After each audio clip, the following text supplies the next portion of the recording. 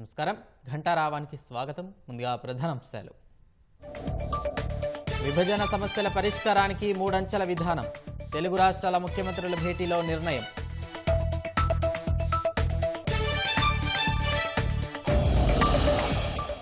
Drugs cyber నేరాల కట్టడికి ఉమ్మడి పోరాటం. సీఎంలు రేవంత్ రెడ్డి, చంద్రబాబు భేటీలో నిర్ణయం.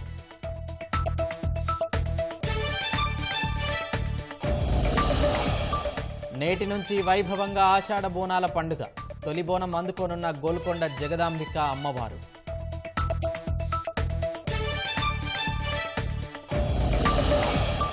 పూరిలో వైభవంగా నేడు జగన్నాథ స్వామి రథయాత్ర. ఉత్సవంలో 15 లక్షల మంది పాల్గొంటారని అంచనా.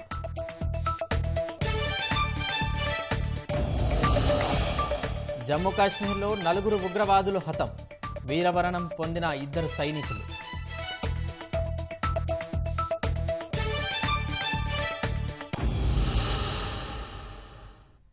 విభజన సమస్యల కోసం 2 కమిటీలు ఏర్పాటు చేసి 3 అంచెల సమస్యలు పరిష్కరించాలని తెలుగు రాష్ట్రాల సీఎంలు సమావేశంలో నిర్ణయించారు. 2 వారాల్లో ఇరు రాష్ట్రాల సీఎస్ల నేతృత్వంలో 3 సభ్యుల ఉన్నత స్థాయి కమిటీలు నియమించనున్నారు. అధికారుల కమిటీ పరిష్కరించలేని సమస్యల పరిష్కారానికి మంత్రుల కమిటీ ఏర్పాటు కానుంది. మంత్రుల కమిటీ సైతం పరిష్కరించలేని అంశాలపై సీఎంలు చర్చించి నిర్ణయం తీసుకుంటారు. మాదక ద్రవ్యాలు, సైబర్ నేరాలపై 2 రాష్ట్రాలు ఉమ్మడిగా పోరాటం చేయాలని ముఖ్యమంత్రులు నిర్ణయించారు.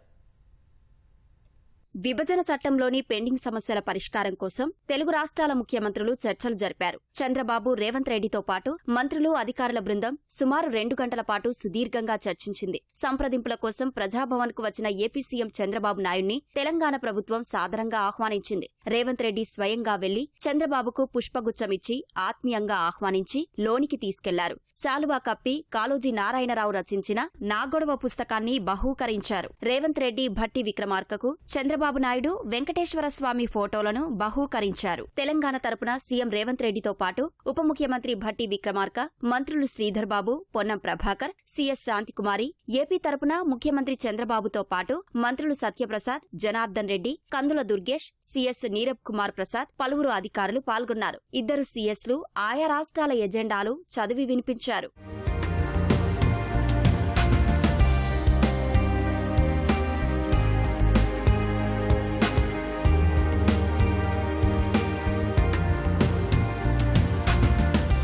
పదేళ్లుగా పెండింగ్లో ఉన్న సమస్యలన్నీ వెంటనే పరిష్కరించే అవకాశం లేనందున 3 అంచెల్లో పరిష్కరించుకోవాలని సీఎంలు నిర్ణయించారు. ఈ క్రమంలో 2 ముఖ్యమంత్రులు అంశాల వారీగా చొరవ తీసుకుని న్యాయపరమైన చిక్కులపైన చర్చించారు. అధికారులకు పలు సలహాలు, సూచనలు ఇచ్చారు. ఇరు రాష్ట్రాలకు సంబంధించిన అంశాలపై తమ పరిధిలో ఇచ్చిపుచ్చుకునే ధోరణిలో వ్యవహరించాలని ఏకాభిప్రాయానికి వచ్చారు. అధికారులు తొలుత విభజన చట్టంలోని 9, 10వ షెడ్యూళ్లలో ఉన్న సంస్థల ఆస్తుల విభజన, ఏపీ స్టేట్ ఫైనాన్స్ కార్పొరేషన్ అంశం, విద్యుత్ సంస్థలకు చెల్లించాల్సిన బకాయిలు, 15 ఏడేడ్ ప్రాజెక్టుల రుణ పంపకాలు, 2 రాష్ట్రాల స్థానికత కలిగిన ఉద్యోగుల మార్పిడికి సంబంధించిన అంశాలను వివరించారు. ఆయా అంశాలపై 2 సీఎంలు తమ అభిప్రాయాలను తెలియజేశారు. అన్నింటిపైనా విస్తృతంగా చర్చించి ఏకాభిప్రాయానికి రావాలని సూచించారు. సీఎస్లు, మంత్రుల కమిటీ పరిధిలో పరిష్కారం దొరకని వాటిపై తమ స్థాయిలో చర్చించి నిర్ణయం తీసుకుంటామని తెలిపారు. భేషజాలు, పంతాలకు వెళ్లకుండా ఆలోచిస్తే కొన్ని సమస్యలు అధికారులే పరిష్కరించగలరన్నారు. సుదీర్ఘ ఉద్యమంతో ఏర్పాటైన తెలంగాణ ప్రజల భావోద్వేగాలకు అనుగుణంగా వెళ్లాలని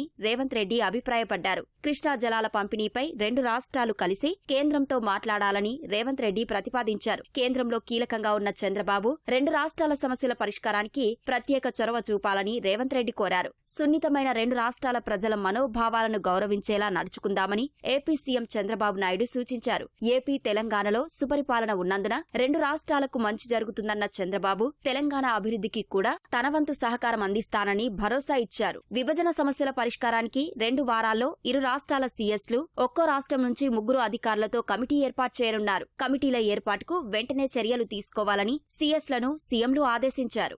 ముఖ్యమంత్రులతో సహా ప్రతినిధి బృందాలందరూ కూలంకషంగా చర్చించిన తర్వాత ఒక నిర్ణయానికి రావటం జరిగింది.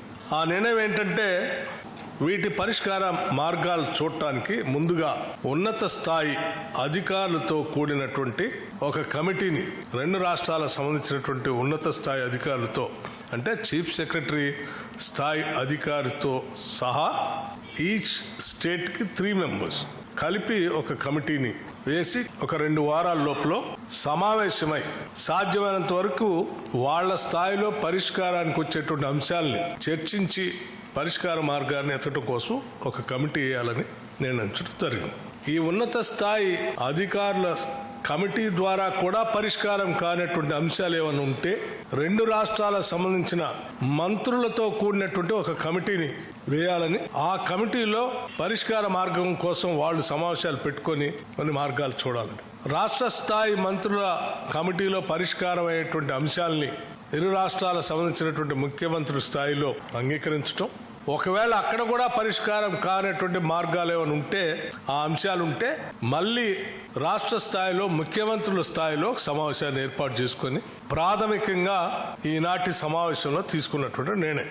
ఈ అంశాలన్నింటినీ చర్చించడానికే వే ఫార్వర్డ్ కోసం ఈ కమిటీలు వేసాం.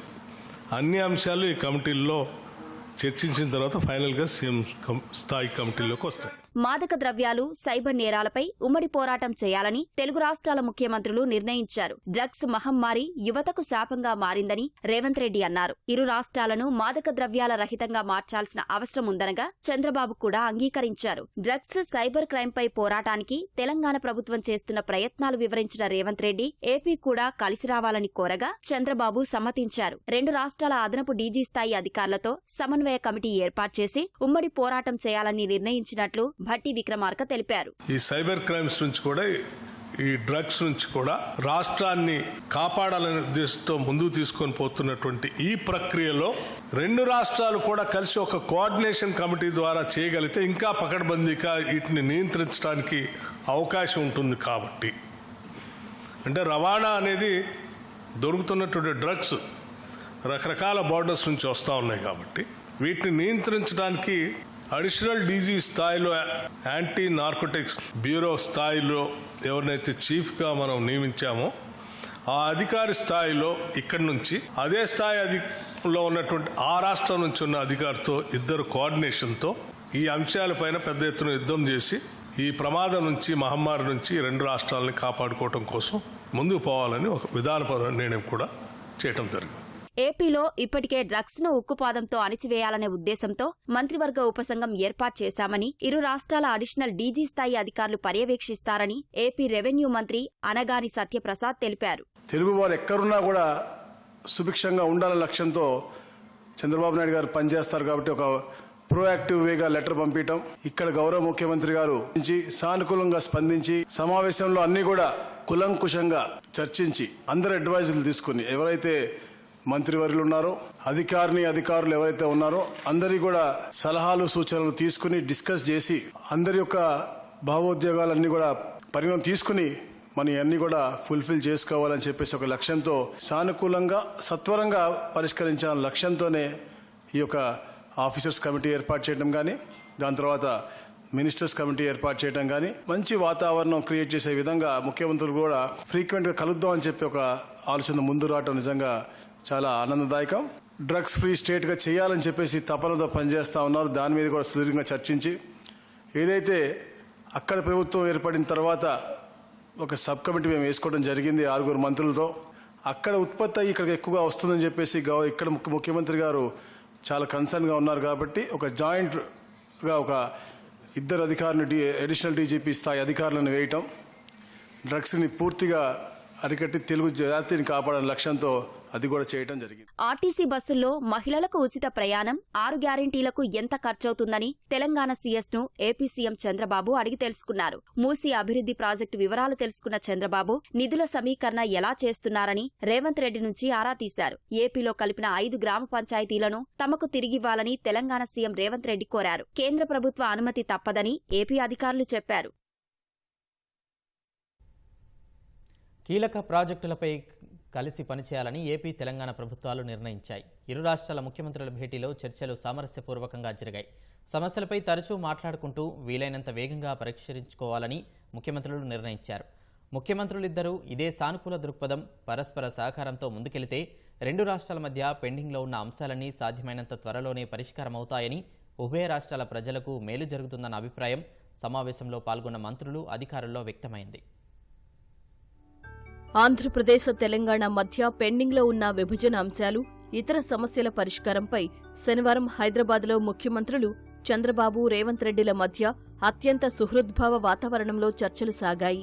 గడిచిన 10 ఏళ్లలో ఏ వివాదాలు లేకుండా 2 రాష్ట్రాలకు సంబంధించిన అత్యంత కీలకాంశాల పరిష్కారం దిశగా జరిగిన మొదటి సమావేశం ఇదేనని చెప్పాలి.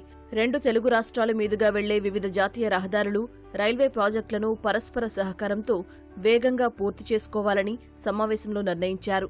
హైదరాబాద్, అమరావతి మధ్య ప్రతిపాదిత greenfield express highway, bullet train, Hyderabad Bengaluru express way వంటి ప్రాజెక్టులకు భూసేకరణను వేగంగా పూర్తి చేసి వీలైనంత త్వరగా ఆ ప్రాజెక్టులను ఆచరణలోకి తీసుకురావాలన్న అభిప్రాయం సమావేశంలో వ్యక్తమైంది. తెలంగాణలో విమానాశ్రయాలు, విమాన సర్వీసులకు సంబంధించిన అంశాలపై పరస్పరం సహకరించుకోవాలన్న నిర్ణయానికి వచ్చారు.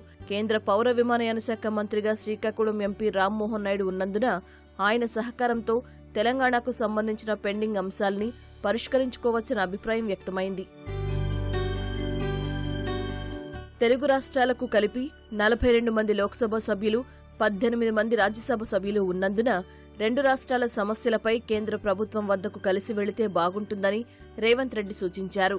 2 రాష్ట్రాల్లోనూ వేర్వేరు పార్టీలు అధికారంలో ఉన్నందున రాజకీయంగా అది సాధ్యం కాదని చంద్రబాబు పేర్కొన్నారు. 2 రాష్ట్ర ప్రభుత్వాల స్థాయిలో కలిసి ప్రయత్నం చేయవచ్చన్నారు. 2 రాష్ట్రాల అధికారుల కమిటీల మధ్య వీలైనంత తరచూ సమావేశాలు జరగాలని, అధికారులు పరస్పరం మాట్లాడుకుంటూ అన్ని అంశాలని వేగంగా పరిష్కరించాలని నిర్ణయించారు. త్వరలో తెలంగాణ నుంచి ఒక కమిటీ ఆంధ్రప్రదేశ్కు వచ్చి ఇక్కడి అధికారులతో సమావేశమయ్యే అవకాశం ఉంది. సమావేశం అనంతరం చంద్రబాబు గౌరవార్థం రేవంత్ రెడ్డి విందు ఇచ్చారు. ఆ సందర్భంలోనూ చంద్రబాబు పలు అంశాలను రేవంత్ రెడ్డి, తెలంగాణ మంత్రులు, అధికారులను అడిగి తెలుసుకున్నారు. రాష్ట్ర విభజన జరిగినప్పటి నుంచి తెలంగాణ ఆర్థిక పరిస్థితి, రాష్ట్రానికి వస్తున్న ఆదాయం, తలసరి ఆదాయం ఎలా పెరుగుతూ వచ్చింది వంటి అంశాల్ని ఆయన తరచి అడిగారు. కాంగ్రెస్ ప్రభుత్వం మహిళలకు ఉచిత బస్సు ప్రయాణం వంటి 6 గ్యారంటీల అమలుపై ఎలా ముందుకెడుతుందో కూలంకుషంగా తెలుసుకున్నారు. మహిళలకు ఉచిత బస్సు ప్రయాణం వంటి హామీల్ని ఏపీలోనూ అమలు చేయనున్నందున తెలంగాణ అనుభవాలు తమకు ఉపయోగపడతాయని చంద్రబాబు పేర్కొన్నారు. చంద్రబాబు దేశంలోని సీనియర్ నాయకుల్లో ఒకరని, ఆయన అనుభవం, మార్గదర్శకత్వం తెలుగు ప్రజలకు ఎంతో అవసరమని రేవంత్ రెడ్డి పేర్కొన్నారు. చంద్రబాబు స్ఫూర్తితో భూగర్భ జలాల పరిరక్షణ వంటి అంశాలపై ప్రత్యేక దృష్టి పెడుతున్నట్టు చెప్పారు.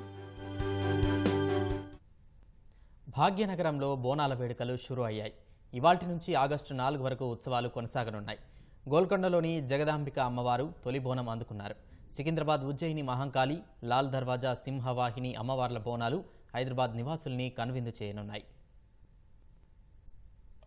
ఆషాఢమాసం వచ్చేసింది. బోనాల సందడి మొదలైంది. డప్పు చప్పుళ్లు, తీన్మార్ దరువులతో నగరం మారుమోగనుంది. పోతురాజుల వీరంగాలు, శివసత్తుల పూనకాలతో భాగ్యనగరం సరికొత్త శోభను సంతరించుకోనుంది. ఇవాల్టి నుంచి ఆగస్టు 4 వరకు బోనాల ఉత్సవాలు సాగనున్నాయి.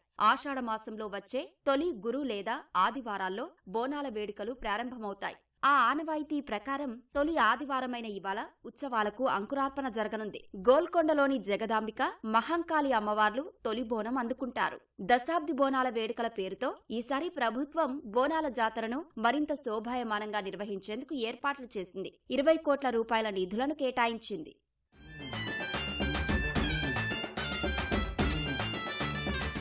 గోల్కొండ జగదాంబిక అమ్మవారికి ఇవాల్టి నుంచి ఆషాఢమాసం మొత్తం గురు ఆదివారాల్లో బోనాలు సమర్పిస్తారు. ప్రత్యేక పూజలు చేస్తారు. ఇవాళ తొలి పూజ కావడంతో ప్రభుత్వం తరపున దేవాదాయ శాఖ మంత్రి కొండా సురేఖ అమ్మవారికి పట్టు వస్త్రాలను సమర్పించనున్నారు.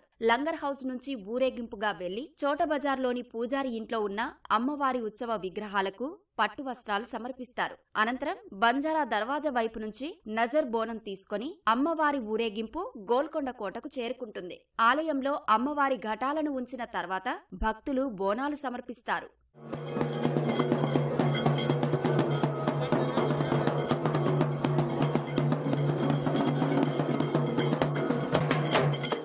గోల్కొండ బోనాల అనంతరం ఈ నెల 21, 22 తేదీల్లో సికింద్రాబాద్ ఉజ్జయిని మహంకాళి, 28, 29 తేదీల్లో లాల్ దర్వాజా బోనాలు జరగనున్నాయి. ఆషాఢమాస బోనాల దశాబ్ది ఉత్సవాలను వైభవంగా నిర్వహించేందుకు ఎక్కడా రాజీ పడకుండా ఏర్పాట్లు చేస్తున్నట్లు దేవాదాయ శాఖ మంత్రి కొండా సురేఖ స్పష్టం చేశారు. బోనాల నిర్వహణ దేవాలయ కమిటీలకు హైదరాబాద్ ఇన్ఛార్జ్ మంత్రి పొన్నం ప్రభాకర్తో కలిసి బేగంపేట హరిత టూరిజం ప్లాజాలో చెక్కులు పంపిణీ చేశారు. బోనాల ఉత్సవ క్యాలెండర్, పోస్టర్, బోనాల పండుగపై రాసిన పుస్తకం, సీడీని మంత్రులు ఆవిష్కరించారు. జూలై 7 నుండి ఆగస్టు 4 వరకు నిర్వహించే బోనాల ఉత్సవాల విజయవంతానికి స్థానికులు సహకరించాలని అమాత్యులు కోరారు. గతం కన్నా మిన్నగా నిధుల విడుదలతో పాటు ఎలాంటి లోటు రాకుండా చేపడతామని మంత్రి సురేఖ వివరించారు. జగిత్యాల పట్టణంలో ఆల్ ఫోర్స్ కళాశాల విద్యార్థులు ఆనందోత్సవంలో ఘనంగా బోనాల పండుగను జరుపుకున్నారు. అమ్మవారికి విద్యార్థులు బోనాలు సమర్పించారు. అమ్మవారి విశిష్టత, బోనాల పండుగ ప్రత్యేకతను చాటేలా వేడుకను నిర్వహించారు.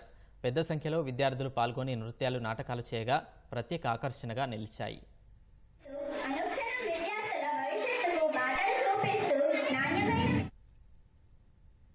ఓరుగల్లు శ్రీ భద్రకాళి అమ్మవారి శాకంబరి ఉత్సవాలు అంగరంగ వైభవంగా మొదలయ్యాయి.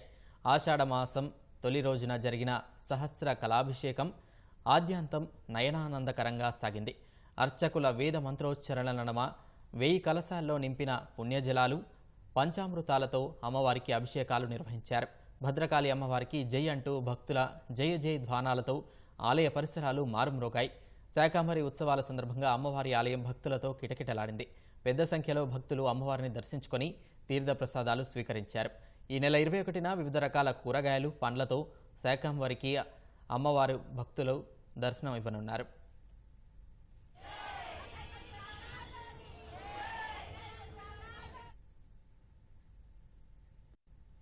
రాష్ట్ర పారిశ్రామిక మౌలిక సదుపాయాల సంస్థ టీజీఐఐసి ద్వారా 5,000 కోట్ల రూపాయలను రుణాల ద్వారా సమీకరించుకునేందుకు రాష్ట్ర ప్రభుత్వం సిద్ధమైంది. కార్పొరేషన్ భూములపై అప్పు తీసుకునేందుకు సర్కార్ కసరత్తు ప్రారంభించింది. ఆయా భూముల అభివృద్ధి, కేటాయింపులు తదితరాల రూపంలో నిధులు సమీకరించాల్సి ఉంటుంది. రుణాల ద్వారా నిధుల సమీకరణ కోసం అడ్వైజర్ కమ్ మర్చెంట్ బ్యాంకర్ ఎంపిక కోసం టెండర్ నోటిఫికేషన్ ఇచ్చింది. శుక్రవారం నోటిఫికేషన్ జారీ చేసిన టీజీఐఐసి టెండర్ దాఖలుకు 12వ తేదీ వరకు గడువిచ్చింది. సాంకేతిక బిడ్లను 12వ తేదీన సాయంత్రం 4 గంటలకు, ఆర్థిక బిడ్లను ఆ తర్వాత తెరుస్తారు. ఎంపికైన బ్యాంకర్ బాండ్లు జారీ చేసి కనీసం 5,000 కోట్ల రూపాయలను సమీకరించి కార్పొరేషన్కు ఇవ్వాల్సి ఉంటుంది. నిర్దేశిత గడువులోగా 5,000 కోట్ల మొత్తాన్ని సమీకరించి సంతృప్తికరంగా ఉంటే అదనంగా మరో 12 నెలల వరకు పొడిగించే అంశాన్ని కూడా పొందుపరిచారు. ఆ సమయంలో అదనంగా మరింత మొత్తాన్ని బ్యాంకర్ సమీకరించాల్సి ఉంటుంది.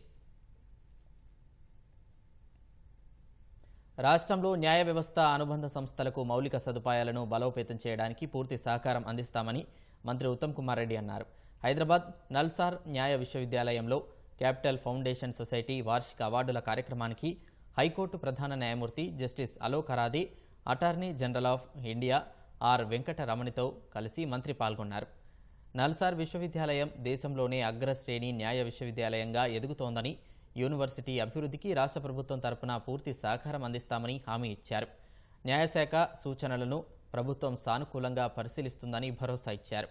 రాష్ట్రంలోని అన్ని ప్రజాస్వామిక సంస్థలను బలోపేతం చేయడానికి అంకితభావంతో పనిచేస్తామని స్పష్టం చేశారు. జస్టిస్ లీలా సేత్ రచించిన పుస్తకాన్ని హైకోర్టు ప్రధాన న్యాయమూర్తి జస్టిస్ అలోక్ అరాదే ఆవిష్కరించారు. నియోజకవర్గాల్లో అభివృద్ధి పనులకు సహకరించాలని రంగారెడ్డి జిల్లా ఇన్ఛార్జ్ మంత్రి శ్రీధర్ బాబును భరస ఎమ్మెల్యేలు సుధీర్ రెడ్డి, వివేకానంద గౌడ్, అరికెపూడి గాంధీ, మాధవరం కృష్ణారావు, లక్ష్మారెడ్డి, రాజశేఖర్ రెడ్డి కలిశారు. నియోజకవర్గాల్లో అభివృద్ధి పనులకు సహకరించాలని మంత్రికి ఎమ్మెల్యేలు విజ్ఞప్తి చేశారు. అభివృద్ధి పనుల ప్రతిపాదనలు మంత్రికి అందించారు. జీహెచ్ఎంసీకి నిధులు విడుదల చేయాలని కోరారు. కాంగ్రెస్ ప్రభుత్వం ఏర్పాటైనప్పటి నుంచి జీహెచ్ఎంసీకి నిధులు ఇవ్వలేదని ఎమ్మెల్యేలు మంత్రి దృష్టికి తీసుకెళ్లారు. జమ్మూ కశ్మీర్లో జరిగిన 2 వేర్వేరు ఎదురుకాల్పుల ఘటనల్లో 4 ఉగ్రవాదులు హతం కాగా మరో 2 సైనికులు వీరమరణం పొందారు. కుల్గాం జిల్లా ఫ్రిసల్ చిన్నిగాం, మోడేర్గాం గ్రామాల్లో ముష్కరులు ఉన్నారన్న సమాచారం మేరకు భద్రతా దళాలు నిర్బంధ తనిఖీలు చేపట్టాయి. అయితే తప్పించుకునే క్రమంలో ముష్కరులు కాల్పులకు తెగబడగా అప్రమత్తమైన సైన్యం ఎదురు కాల్పులకు దిగింది. ఫ్రిజల్ చిన్నిగాంలో జరిగిన ఎన్కౌంటర్లో 4 ఉగ్రవాదులను మట్టుబెట్టినట్లు అధికారులు తెలిపారు. ఓ జవాన్ కూడా వీరమరణం పొందినట్లు చెప్పారు. ఇంకా కాల్పులు కొనసాగుతున్నట్లు ప్రకటించారు. అంతకుముందు మోడర్ గావ్లో జరిగిన ఎదురుకాల్పులో ఓ సైనికుడు అమరుడయ్యాడు. ఒడిశాలో పూరి జగన్నాథ రథచక్రాలు ఇవాళ కదలనున్నాయి. జగన్నాథుడు, బలభద్రుడు, సుభద్ర శ్రీ క్షేత్రంలోని రత్న సింహాసనాన్ని వీడి పెంపుడు తల్లి గండి చాదేవి ఆలయానికి భారీ ప్రదర్శనగా వెళ్లనున్నారు. భక్తుల జయ జయ ధ్వానాల మధ్య 3 కిలోమీటర్లు సాగే రథయాత్రతో అమ్మవారి సన్నిధికి చేరుకుంటారు. ఈసారి పూరి రథయాత్రకు ఓ ప్రత్యేకత ఉంది. 1971 తర్వాత ఒకే రోజు జగన్నాథుడి నవయవ్వన దర్శనం, నేత్రోత్సవం, రథయాత్ర నిర్వహిస్తున్నారు. ఈ వేడుకలు ఒకే రోజు జరగనుండడంతో నంది ఘోష్, తాళధ్వజం, దర్పదలన్ రథాలు సాయంత్రానికి అమ్మవారి ఆలయానికి చేరుకునే పరిస్థితి లేదు. సేవలు పూర్తయ్యే వరకు రథాలను మార్గమధ్యంలోనే నిలిపేసి సోమవారం లాగుతారు. పూరి రథయాత్రలో రాష్ట్రపతి ద్రౌపది ముర్ము పాల్గొనున్నారు. ఒడిశా గవర్నర్తో కలిసి సుభద్ర రథం లాగనున్నారు. ముఖ్యమంత్రి మోహన్ మాఝీతో పాటు పలువురు కేంద్ర మంత్రులు పాల్గొంటారు. దేశం నలుమూలల నుంచి పెద్ద సంఖ్యలో భక్తులు తరలి రావడంతో మూడంచెల పటిష్ట భద్రత ఏర్పాటు చేశారు.